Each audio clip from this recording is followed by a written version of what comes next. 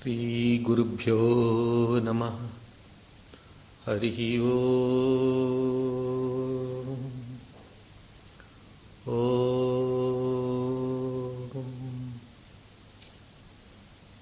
Om. Om.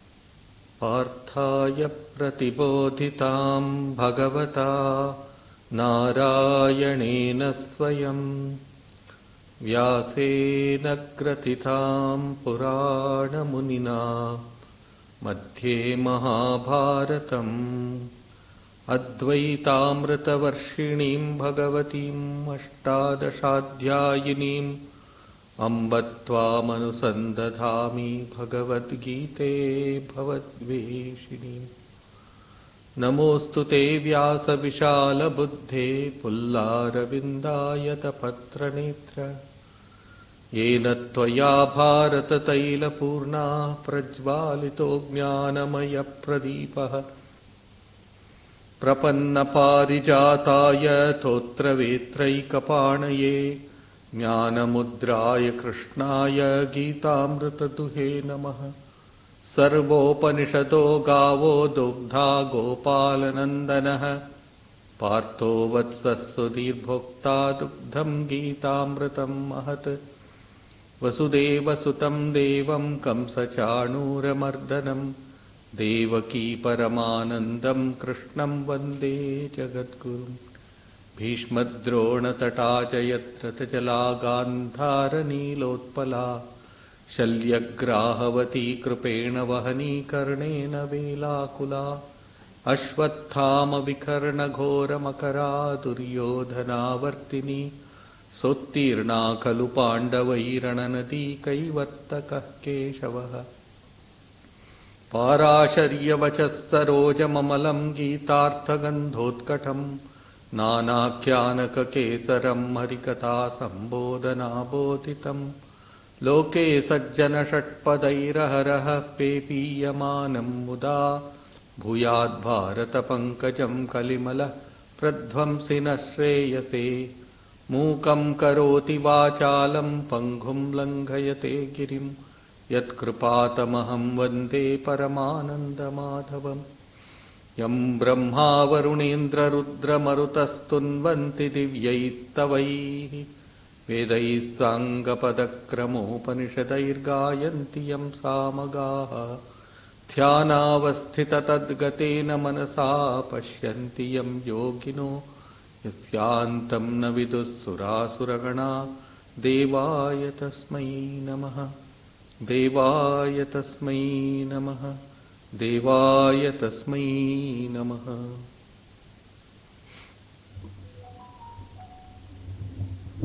Welcome to the study of the 12th chapter. We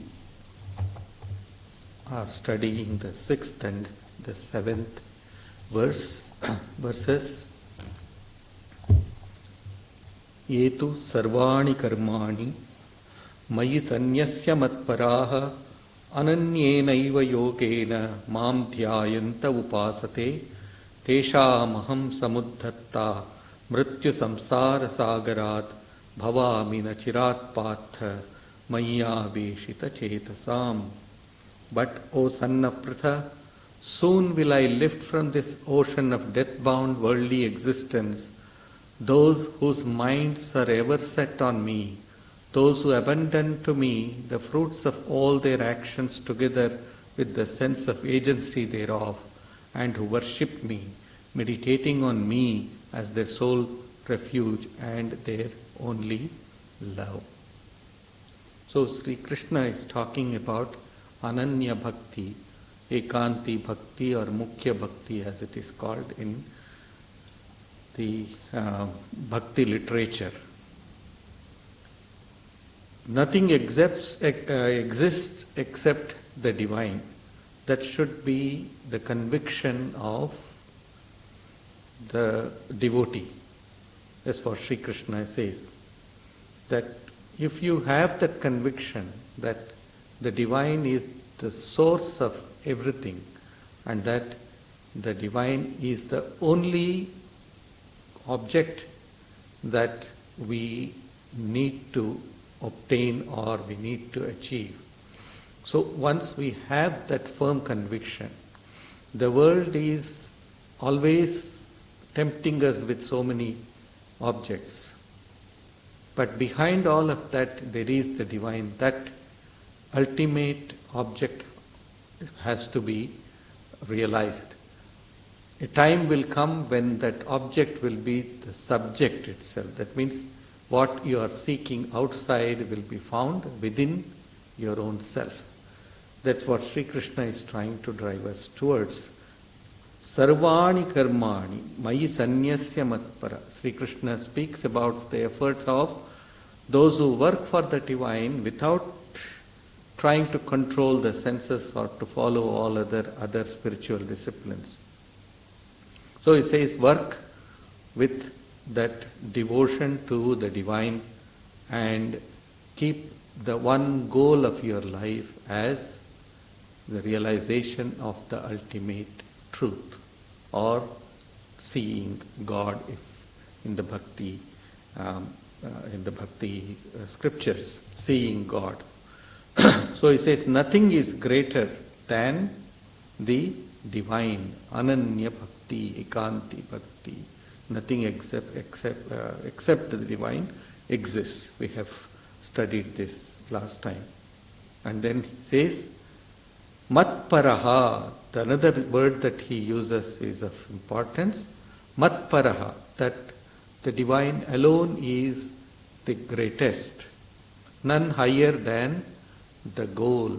Tad Vishnoho Paramam Padam. That is the only pada, or that is the only place which I want to reach. That should be the goal. Do not try to take shortcuts. Try to take the right path and you will reach the goal. That's what he says. Obstacles will come in our life. I am reminded of a statement or a paragraph from Thomas A. Kempis, The Imitation of Christ. It's a beautiful book. Which Swami Vivekananda always kept with him when he traveled. 2 books, one was the Bhagavad Gita and the other The Imitation of Christ by Thomas A. Kempis. It reads just like any Vedantic text. So there he says, it is good for us to have trials and troubles at times, for they often remind us that we are on probation. In fact, we are all on probation here in this world. We have not yet reached the highest goal. We have not yet become experts. So I said, when we are making mistakes, it reminds to us that we are on probation and ought not to hope in any worldly things. It is good for us sometimes. It is good for us sometimes to suffer contradictions, to be misjudged by men, even though we do well and mean well.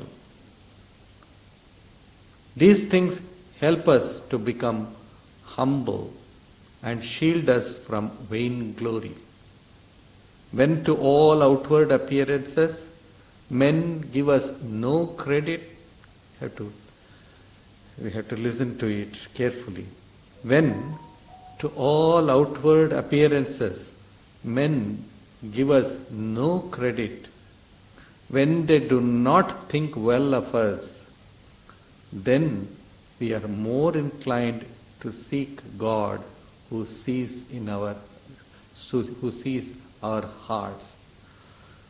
When we are battered from all the sides and we are thrown into difficult circumstances, it is then that we will realize the worth of the divine. That's what he says. Therefore, a man ought to root himself so firmly in God that he will not need the consolations of men. He will not need the consolations of men. Wonderful words that Thomas A. Kempis writes there. So that's what it is. Ananyenaiva yogena mam dhyayanta upasate. Always thinking of him. Again he says, Thomas A. Kempis, the Lord bestows his blessings there where he finds the vessels empty. The Lord bestows his blessings there where he finds the vessels empty. If we have filled ourselves with too many wants, needs are legitimate, but wants are some things that we can do away with. So it says, if we fill ourselves with the wants, with too many desires, then there is no space for the divine to come and reside within ourselves. That's what he says. Where he finds the vessels empty, there the Lord bestows his blessings. That is ananyena yogena. See, we are all aware that many of our bodily functions are done involuntarily. That is, the heart beats and we do not realize that it is beating. Only when we have some pain we will realize that the beating has become irregular, or when we are running and we are exhausted. So generally our hearts beats without our knowledge. We also breathe without our awareness. How many of us ever think that we are breathing? So we forget all of that. Similarly, we should try to remember the divine at all times. At all times we should have that involuntary thought all the time. It is called in our literature as a japa japa. Japa is counting the beads or counting the name of the Lord on your fingers. Japa. It is chanting the name. But a japa japa. That means without your knowledge, the japa is going on, the name of the Lord is going on in your mind. Sometimes you wake up in the night and you will feel, oh, the japa is going on. So that happens if our minds are rooted, if our thoughts are rooted in the divine, because our vessel is full of the divine thoughts. That's what he says. Tesham aham samudharta mrityu samsarasa. If you keep your mind upon me, the Lord says, if you keep your mind upon me, I will take you in my arms. I will take you to the other shore as achirat.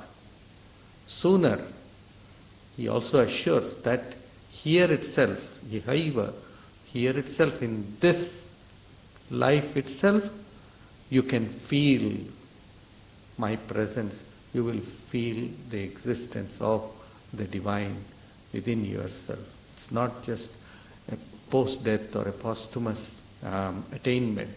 It is here and now.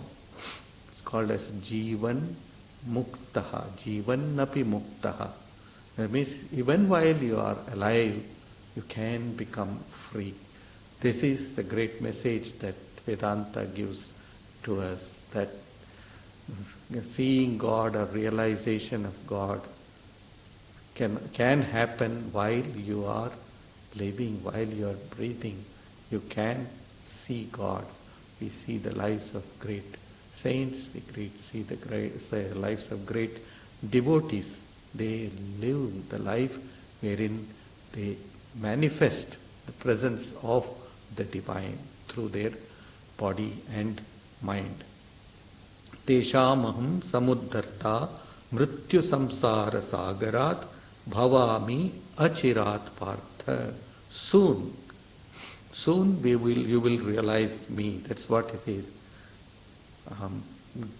There is no particular time. As much as effort that we put towards achieving or towards keeping the Lord within our heart, so much nearer will He become.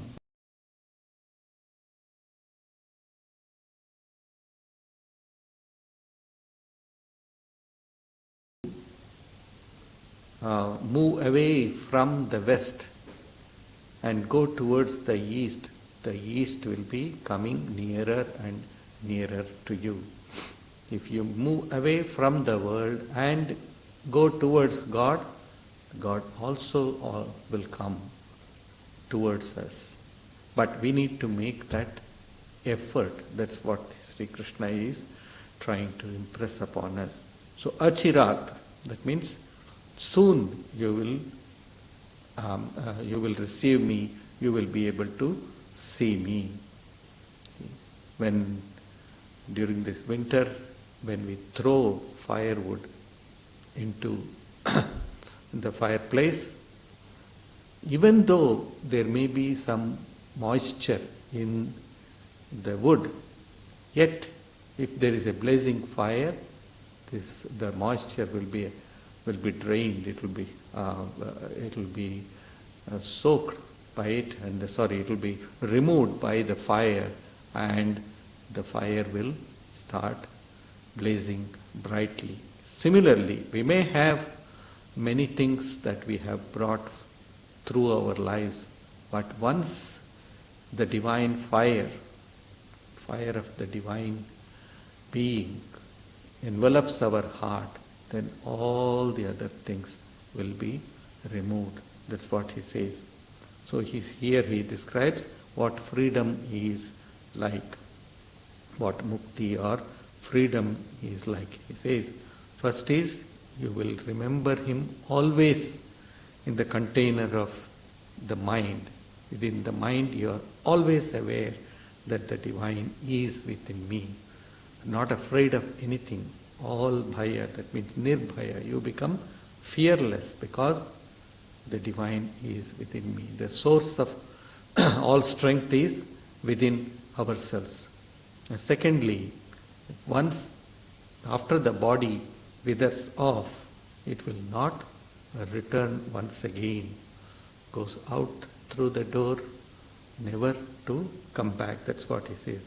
Bhavami achirat partha mai aveshita chetasam. All the vasanas, that means all the accumulated karmas, everything dries up and no more karmas will stick on to you. You will be performing all of your actions, but the effect of them will not touch you.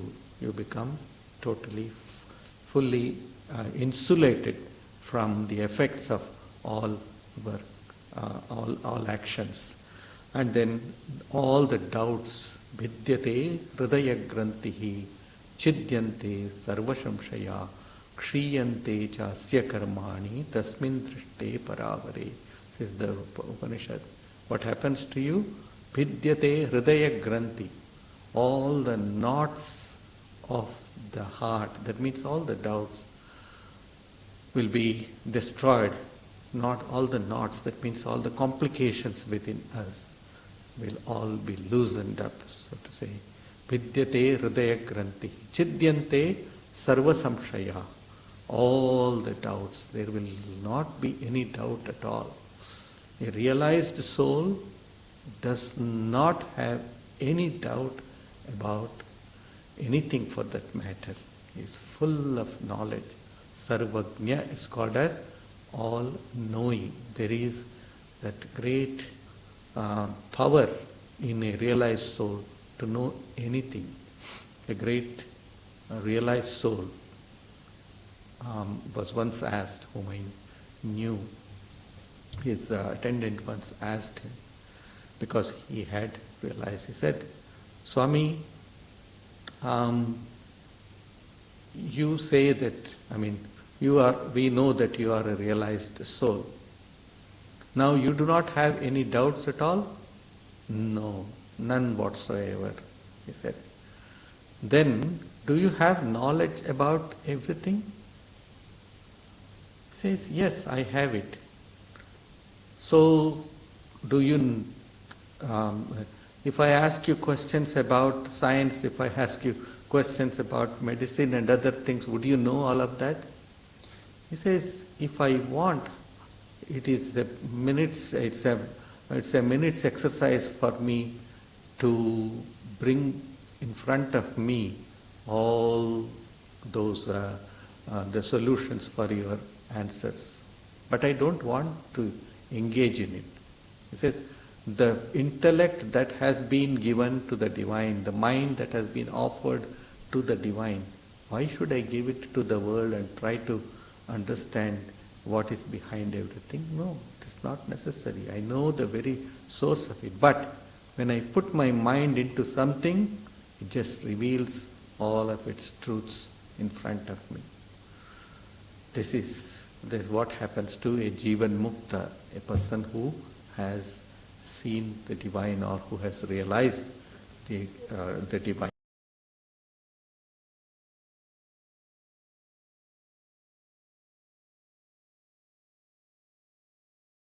The young Narendranath went about asking everybody, have you seen God? Have you seen God?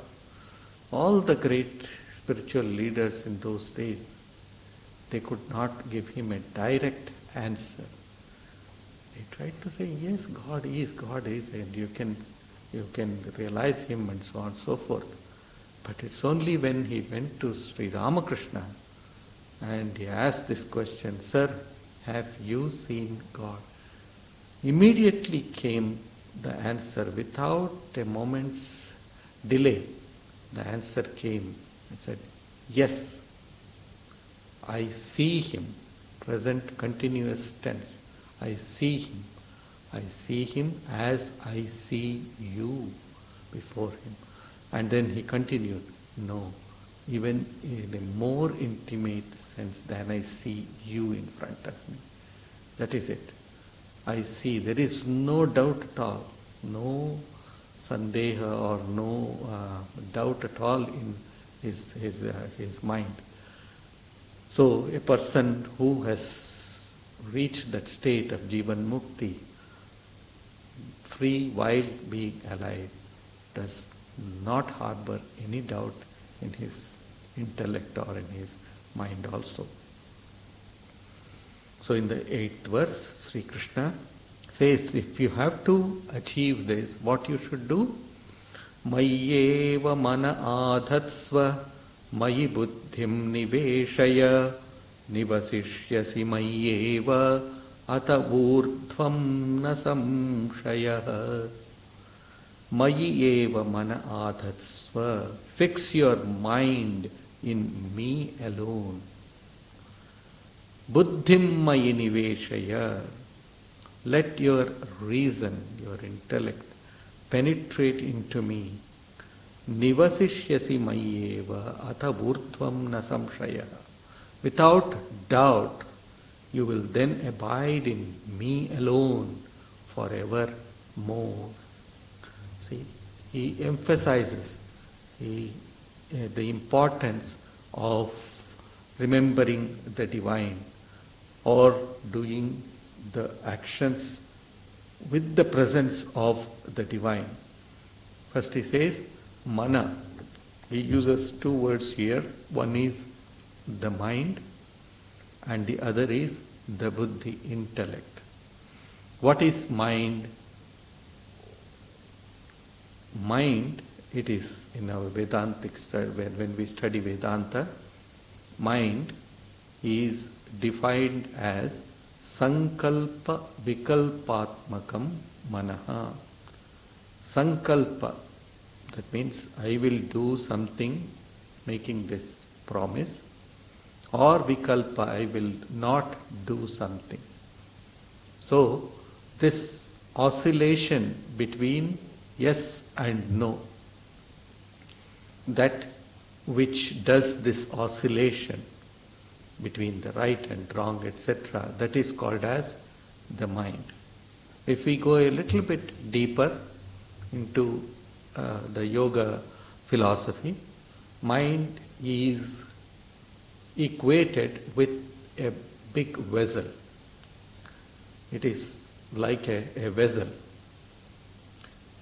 and you keep on pouring the experiences that come from outside, the objects of the senses which are outward going, it goes towards the object. I see you, for example, and then that sight brings to me an impression of yourself. If I know you, then it recognizes immediately that this is so and so. If I do not know you, then it will keep on asking for answers about who this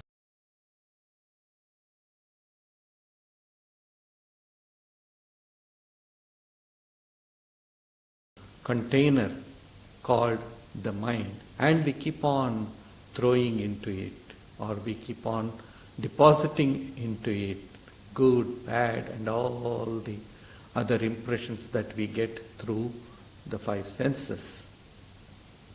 And if it is what we see or what we feel is good, then the mind will be cleaner. But what I inhale or what I put inside this vessel is dirt, then the mind will be full of dirt alone. So that is what the function of the mind is, to reflect what is in this container. If it contains good things, then it will reflect good feelings towards others. If it contains murky and dirty objects, then it will always reflect the dirt outside. What I feel, what I have within myself, I express it outside. I see it outside sometimes. That is the function of the mind. And then the second is the buddhi. It's called as nischayatmika buddhihi. That which determines, that which says, no, this must happen or this must be it.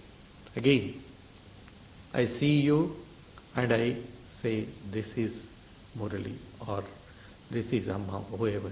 So I will remember that this is you.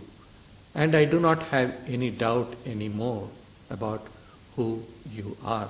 So that is the intellect which says that this is him or this is her. So nischayatmika buddhihi. We make a determination about it, firm determination about it. So these two things he says, offer it to me, your mind which is now full of both good and bad objects, and your intellect which determines what is right and what is wrong, offer it to me. Mayeva mana adhatsva. And the nature of the mind generally is to portray something or the picture something at all times. It is always running. The mind is always running. It keeps on worrying about the body, it keeps on worrying about the people around us, and so on and so forth.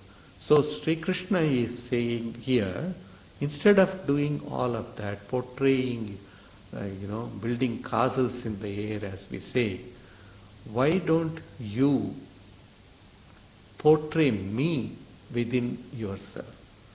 Why don't you think of me within your mind?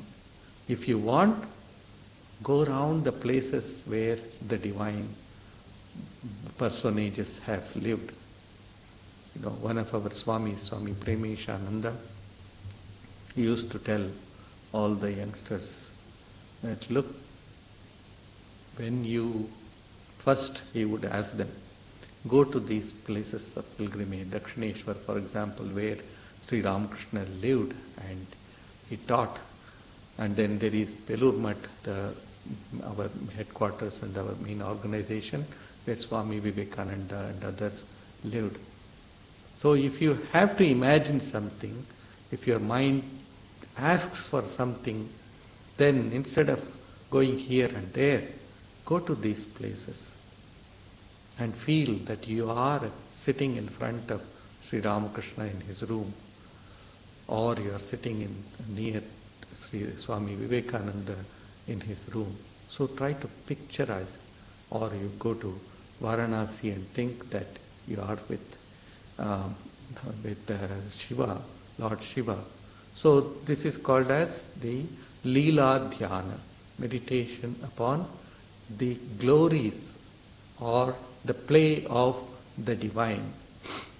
So Mayeva Mana Adhatsva. So at all times, or as much as possible, keep your mind upon me.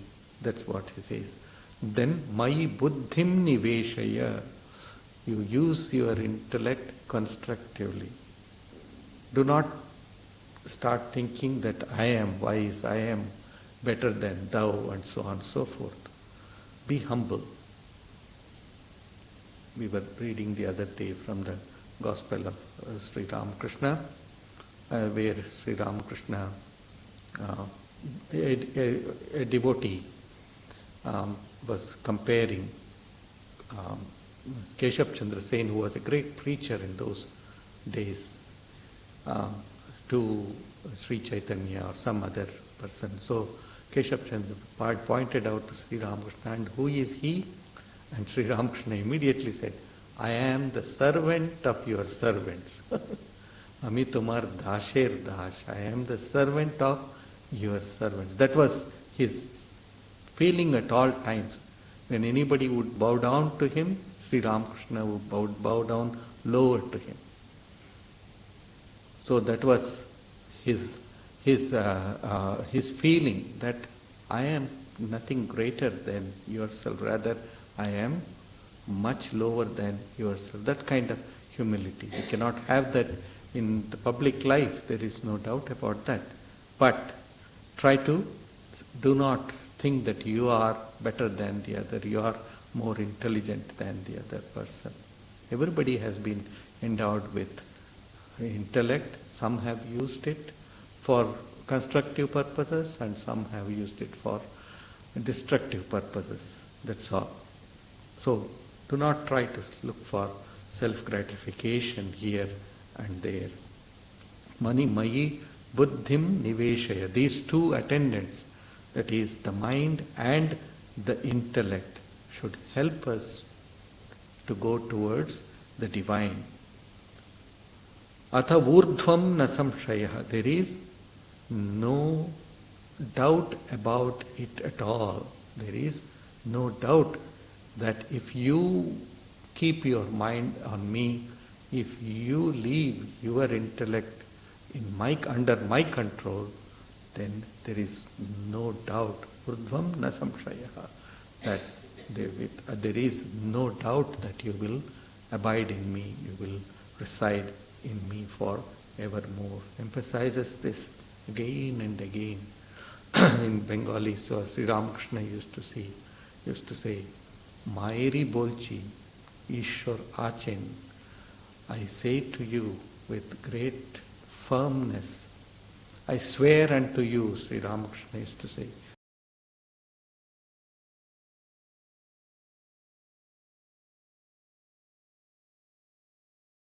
God can be seen, God can be realized here, now, in this life.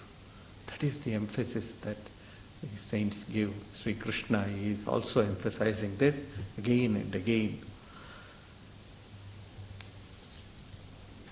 If I am not able to keep my mind upon the divine, which is the case with all of us, then what should you do? Athachittam samadhatum nashaknoshi mayi sthiram abhyasa yogena tato mamichhaptum dhananjaya. If you are unable to fix your mind steadily on me, even at the start, then try to reach me through the systematic practice of concentration. Sometimes we may tie the shoelace, but it may get loosened when we have walked for a long distance. Again you need to tighten it. So that's what it says. That is called as Abhyasa Yoga. Try again. Last week I also spoke to you about that famous poem by Tennyson, I believe, standing at the foot, boys, gazing at the sky. How can you get up, boys, if you never try? Try again, and you shall succeed at last. Abhyasa Yoga. It's not possible for us to climb the hill at one jump. No, it's not possible. So we need to practice. Patanjali, in the Yoga Sutras, he talks about this Abhyasa, in the 13th Sutra, in the 13th aphorism of the Yoga Sutra. He says, Tatra sthitau yatnaha abhyasaha. He defines what is abhyasa, what is practice. He says, practice is the unfailing, unfaltering or unfailing effort to still the fluctuations of the mind. We need to quieten the fluctuations. This vacillating mind needs to be quietened. It's a positive path of action and of effort. Self-effort is very much important. See, we may say grace of God is always there. Yes, it is there. But we need to raise or lift our sails. That's what Sri Ramakrishna used to always say. A boatsman is sailing and he has a sail, and if he has to get the favorable wind to unfurl the sail, first he needs to row properly and then direct the sails at the direction of the wind. Then it will carry you. But that initial effort of paddling is very important in our lives. Therefore he says, Abhyasa yogena tato abhyasepya samarthosi mat karma paramo bhava madarthamapi karmani kurvan siddhimavapsyasi. If you are not capable of practicing systematic concentration, then devote yourself wholeheartedly to works of service to me.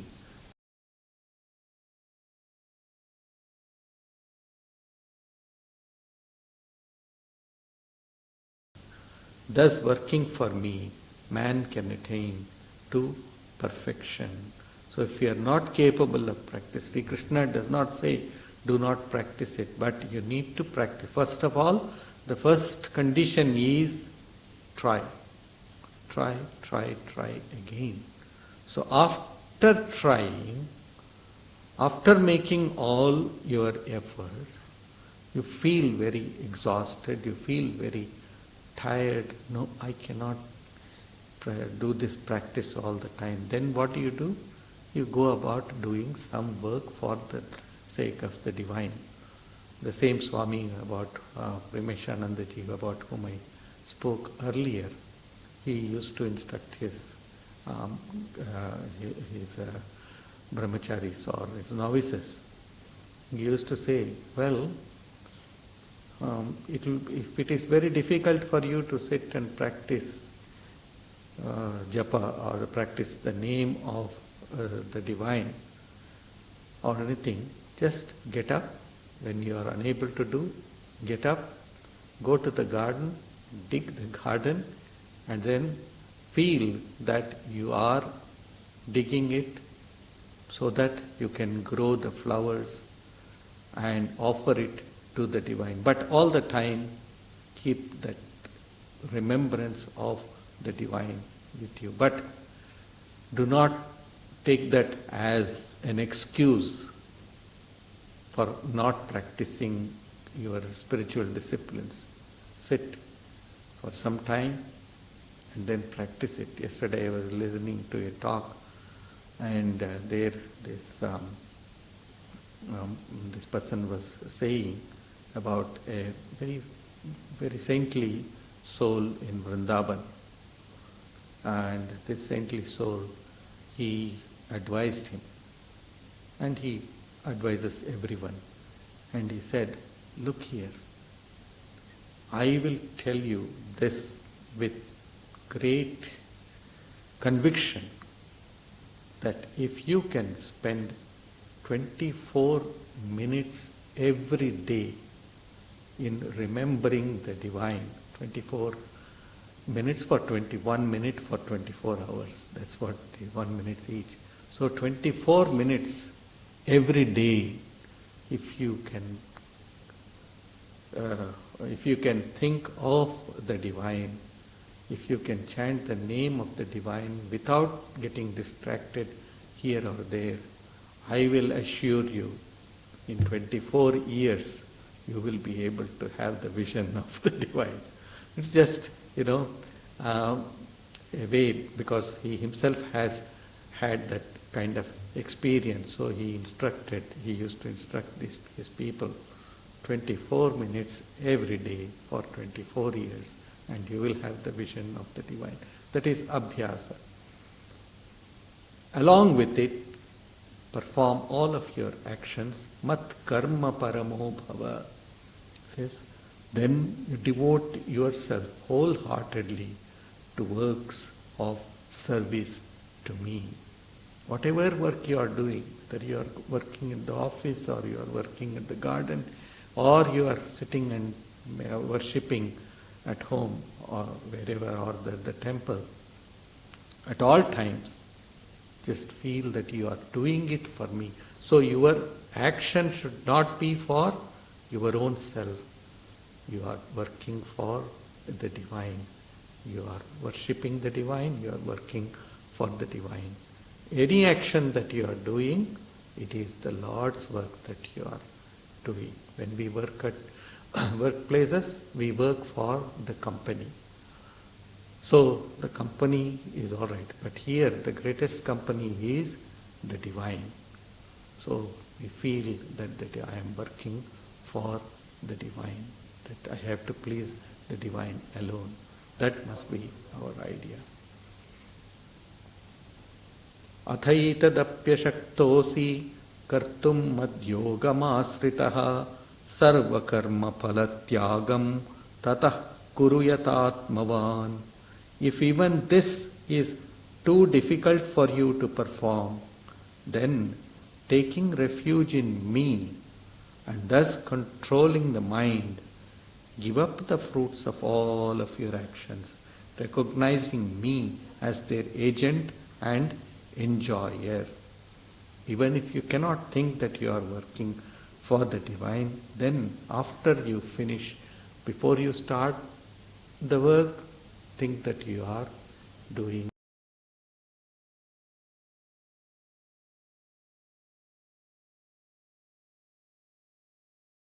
to. I offer it to the divine. Any action. I have seen many people doing this, and they find great joy because they do not have that burden of the fruits of their action, the results of their action. Said, I have given it to the Lord. Let the Lord work out what is good for me and what is not good for me. It is up to Him. So that kind of a feeling must be brought in our lives. We'll stop here and take up this, the next one. Next Sunday, we have our monthly satsang, that we say monthly satsang, wherein we chant some mantras, sing some devotional songs, and there will be a talk by a special speaker. So next Sunday we will have a talk by Sai Sachidanandan. So he will be giving a talk, and you are all most welcome to come and attend this. After that there will be distribution of prasada also downstairs. So please come and attend the program next Sunday. Shantakaram bhujagashayanam padmanabham suresham vishwadharam gaganasadrisham meghavarnam shubhangam lakshmikantam kamalanayanam yogiradyanagamyam vande